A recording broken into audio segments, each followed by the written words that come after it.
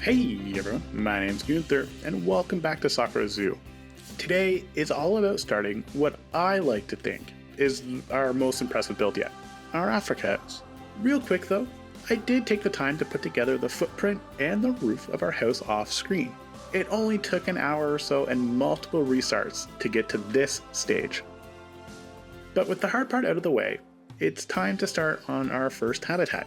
It's going to be for an animal that I like to think is a bit underrated and fits well as an indoor-outdoor exhibit animal, the common warthog. There's nothing too fancy animal-wise here today. So the downside of working on such a large building is trying to fill in all of the empty space. No one really likes to look at a plain wall, and don't get me wrong, realistically we could keep it the plain gray on the staff side, but guest-facing needs a bit more love and attention. For the Africa house, I kept the initial theme from our porcupine habitat and added in the alternating color theme from our camel habitat. And look at that, we're combining themes to make something new, and mark my words, in a few episodes our theme is going to look nothing like how it started.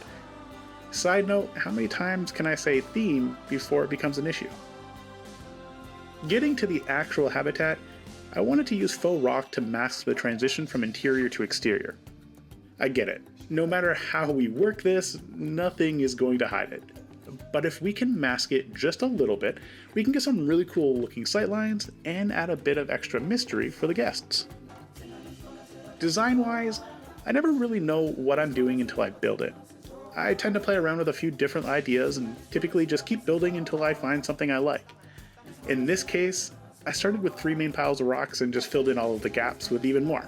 And all together, it works to come up with some interesting designs that I like to think look unique. To help separate the habitat from our guests, I dug out a trench using the stamp tool and followed the already placed guest path. I don't really need to spend a whole lot of time on making sure this looks clean, mostly because I'm going to be using some concrete panels to build a trench, adding in a more man-made look to the overall build. I think this fits well with that clean, utilitarian look that we have from that original entrance area to Sakura Zoo. Working with any panel on a curved area though is always a labor of love. My tip is to not worry if both sides connect well. It really never will. Instead, I like to make sure that one side fits well, and then I'll go back over on the other side after the fact, filling in any gaps and getting all that much cleaner look. It's entirely easy to get lost focusing on all of the perfect placements, but in reality, only you're going to see it. So cutting some corners, or just finding some ways to speed things up has really helped me to speed up my building. I like to think nothing is ever perfect. With most of the exterior placed, it's time to start working on some foliage.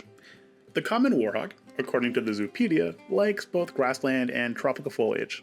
So for our exterior, I'm choosing to focus more on that grassland vibe. I'd already painted the ground, so now it's really just time to fill everything in. But honestly, it's already looking pretty good, so I know that I don't really need to go too heavy with everything. I added in a tree, mostly because it acts as an anchor, and this will be what holds the right side of the habitat down. And I also like the look of that blackthorn bush, so what might be for like the 5th time ever, I actually placed it above ground, like you're supposed to.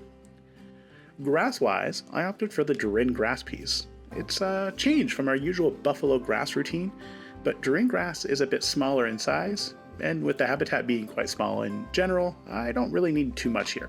So choosing to place it in some select areas, really just adding a bit of extra color to the build itself. So a win for Durin over buffalo today. Wild hedgerows are also a great way to help hide the transition from the wall to the ground, so placing it along some of the areas without rocks really helped to tie the walls to the habitat. This also had the added benefit of mixing in with that red printed bamboo wall quite well, so that's also an unintentional win today. Now, moment of truth for this build today as well. Despite the fact that Sakura Zoo is our 4th zoo in the Conservation Canada franchise, I actually don't have all the enrichment items unlocked.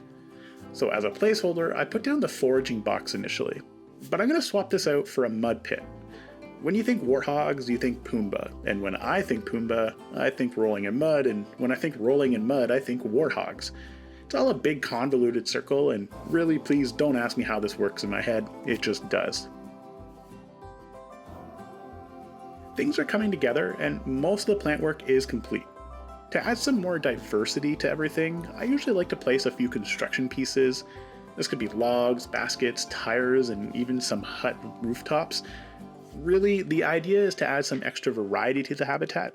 And I like to think this makes sense. Adding in some implied enrichment items that are leftover construction pieces is a great way to save money and recycle where we can. Finally, the last step is to color all of our rocks. I don't know why I usually keep this to the end. Something tells me it's because when I add more rocks to the build, they often come in the base color and then I just need to recolor everything again. It's like a 50-50 chance that this is going to happen, so maybe I'm working smart, not hard today. And just like that, we have our exterior portion of the habitat complete. Moving to our interior, I had already planned out where I wanted the barrier to go. I like the idea of creating a raised anchor for our barrier as well, so I quickly put together 3 Indonesian wood beams and added a basic glass barrier on top. Now you might be thinking that this glass is a tad low, and something tells me mixing guests' hands with warthogs is a pretty bad idea.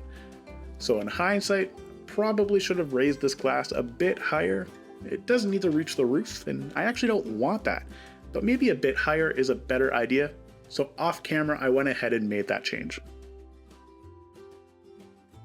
To help give this section of the exhibit a bit more of that natural vibe, I used the rock walls from Caesar Creates, layering in even more faux rocks to the transition point from the outside. We don't need this wall to reach the roof here either, just a bit higher to help give the impression that we're in a walled-in rocky area. Foliage-wise, I'm looking to transition to the tropical vibe. The Africa house will be home to quite a few unique animals of Africa. These could include some fish, birds, bats, and gorillas. Although part of me does want to add in some orangutans, but I'm going to save them for more of an Indo-Malaya area. So adding in a variety of foliage is actually okay here in my books. It's a contained area that can be kept climate controlled, so it would be easier to manage all of the foliage requirements. This is actually also where I place a lot of our keeper interactive items. I need to keep in mind that keepers may not be able to make it outside, so keeping all of their interactive features in this area avoids any alerts from popping up in franchise mode. The last few minutes of this build is really just going to be tying it all together, adding in some additional plants, although not too many.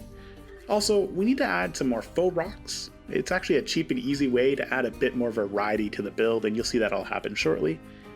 I also remembered to use the roughen terrain tool in advance to get some more natural dips and ridges to the ground. And in general, I really love how this habitat turned out. Now before we get any further, I want to bring back our naming segment. That's right, this is your way to leave your mark on Sakura Zoo. So feel free to suggest a few names in the comments below for our warthogs. We actually have 2 male and 1 female that need some names. As we are in franchise mode, your names will actually live on through the generations, so you really are leaving a mark on our zoo. Speaking of marks, I also want to take a moment to thank our members for supporting both me and the zoo. Hopefully you've liked what you've seen today, and maybe you want to see a bit more. So feel free to subscribe so you can stay up to date on all of the news on Sakura Zoo. And if you're really up to it, feel free to head on over to our Discord. Did you actually know that we're starting a new community zoo? Or 3, perhaps, that you can join in and help build.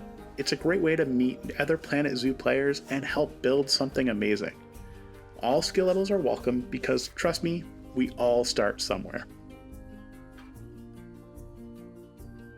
Now there is one thing missing from this build, and it was as I was placing our rocks and drain grass down that I realized it didn't look very muddy. So shortly, you're going to see I quickly took a few moments to place some moss decals down. Once you color them brown, they add a really cool mud look to the entire habitat. Now, is it perfect? By no means.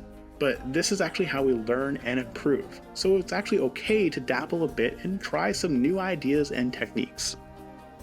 Now, of course, the interior looks a little empty. So in the final shots, you might just see a few additions. This could include a waterfall and pool of water to what might look like another viewing area. I'm actually thinking bats need to be added to the roster for this building. Take that as a tease and for what to expect in the coming episodes of Sakura Zoo. Well, that's it. We've pretty much hit the end of our build, and another animal has made their debut in Sakura Zoo.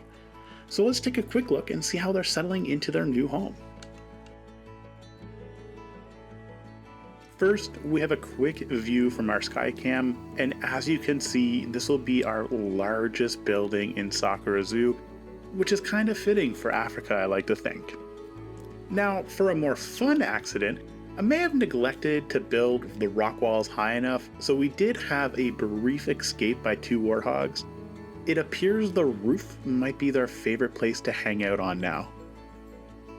So with some minor adjustments, we can finally see the warthogs exploring their new home, and this actually has to be one of my favorite views in the entire build. In between the trench, the rocks, the extra wood beams stopping them from escaping, this habitat is actually looking pretty awesome. Turning to the warthogs, we can even see them playing in their mud bath, which seems to take up the majority of their time. But honestly, it's a pretty cool animation, so I'm actually okay watching them do this for quite a bit of time. Now turning to the less used, but no less impressive interior, you can actually see how I added in some additional roof supports that we're going to carry throughout the entire building. Overall, I'm just really happy with how all of this has actually turned out. Now, as always, I just want to say a huge thank you to everyone who has supported Sakura Zoo and the channel, and I look forward to bringing more updates on Sakura Zoo. But as a quick tease for those who didn't see the community post, Igwa Zoo Season 2 might be just around the corner as well, so more to come from that perspective. As always, again, thank you so much, and of course, ciao for now.